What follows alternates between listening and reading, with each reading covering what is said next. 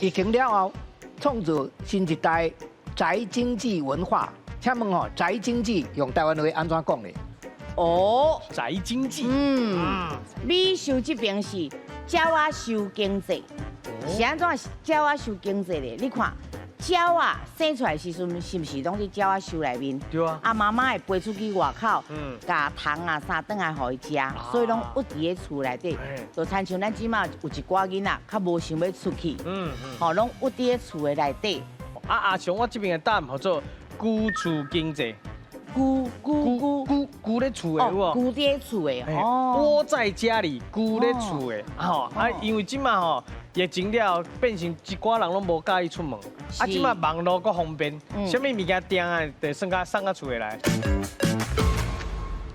正确的答案吼是伫阿雄这边。哦。因为这个疫情了后吼，有真侪活动拢外口袂使做啦吼，所以拢叫人讲无得。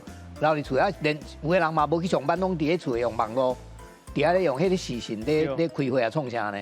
啊，所以就慢慢创造这种经济行为啦，就是讲你伫厝诶会当卖物件，嘛会当买物件，吼啊，毋免讲出外口，啊，就创造出这个，那像讲规工居伫厝里，啊，嘛会当创造这个经济，所以讲叫做居厝经济。